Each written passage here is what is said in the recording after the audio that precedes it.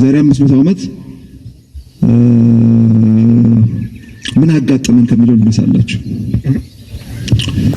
ዛሬ 500 ዓመታት ያው ዝርዝር ውስጥ አልገባም። ይሄን ደግሞ የምናገረው ከቂም አኳያ አይደለም። ቂም እንድንያያዝ አይደለም፣ ከታሪክ መማር ስላለብን ነው።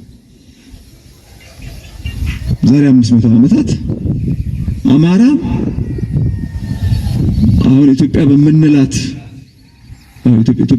በምንላት ሀገር ውስጥ እስከ ባሌ ድረስ የሚኖር ህዝብ ነበር።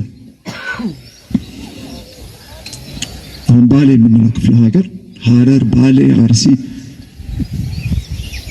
በዚህ በወለጋ፣ በዚህ በሸዋ እስከታች እስከ አምቦ፣ በዚህ እስከ አዋሽ ድረስ ሰፍቶ የሚኖር ህዝብ ነበር። ዛሬ 500 ዓመታት አሁን እኛ የተረከብናት አሁን በምንኖርበት ዘመን ግን አማራ መጥቶ የት ከባሌ ወጥቶ አማራ ክልል የምንለው ወደ ኋላ ተስቦ ጠቦ እዚህ ደብረ ብርሃን ጫጫ ላይ ደርሷል። ይህ በአጋጣሚ ሆነ አይደለም። ምን በሰላማዊ መንገድ የሆነ ነገር አይደለም።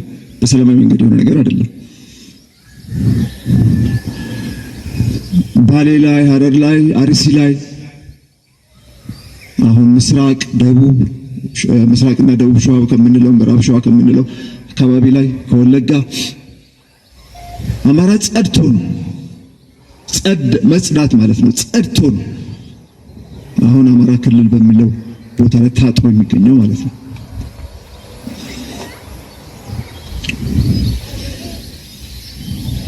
ጸድቷል።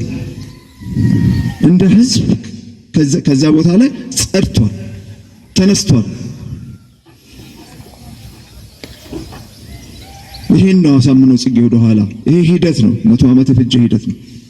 በ100 ዓመት ውስጥ የተከሰተ ነገር ነው። ይሄን ነው አሳምነው ጽጌ ያነሳው። በታሪካችን ውስጥ ትልቅ ጠባሳ ነው። አሁን ላለንበት መንገዶቻችን ፈርሰው ትምህርት ቤቶቻችን ፈርሰው ኢትዮጵያ ኋላ እንደ ሀገር ኋላ ቀርታ ከሌሎች ሀገሮች ከአውሮፓ ካሉ ሀገራት ከሰለጠኑ ከሚባሉ ሀገራት ወደ ኋላ ያስቀራን ይሄ ሂደት ነው። በነገራችን ላይ ይሄ ሂደት ያሳደረው ጠባሳ ነው።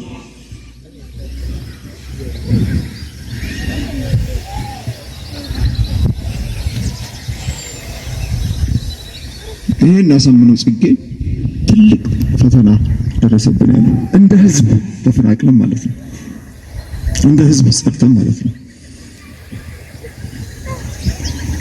አሁንስ ምንድነው እንግዲህ አሁን ቅድም እንዳልኳችሁ ምንድነው የተለወጠው ነገር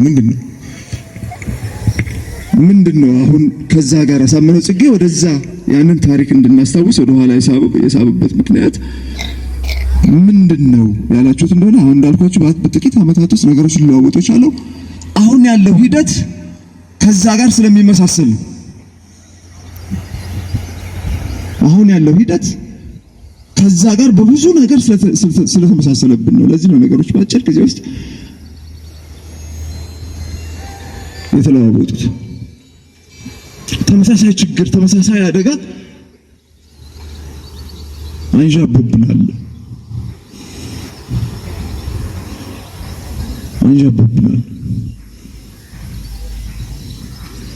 ለዚህ ነው አሁን እኛ በምንታገልበት ጊዜ ትግላችን የፖለቲካ አይደለም። አሁን እነዚህ ሰልጣኞች ወይም እናንተ ሰልጣኞች የምንታገለው ጠባብ የሆነ ፖለቲካ መስመር ቀርጸን አይደለም፣ አስቀምጠን አይደለም። ከዛሬ 500 ዓመት በፊት የነበረው አይነት የዘር ማጽዳት ከዛሬ 500 በፊት ያየነው የህዝብ እልቂት እንዳይደገም የምናደርገው ትግል ነው። ይሄን ነገሮችን በዚህ ባጭር ጊዜ ውስጥ ሙሉ ለሙሉ እንዳልኩት በስልጣን ላይ ያለው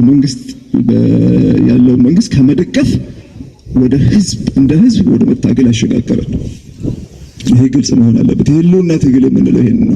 ጠባብ ለሆነ ፖለቲካ መስመር አይደለም የምንታገለው።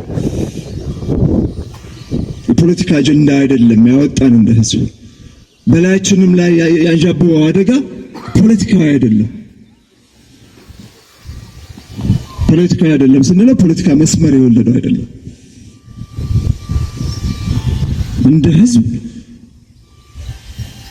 እንደ ህዝብ ህልውናችንም ይፈታተን ነው።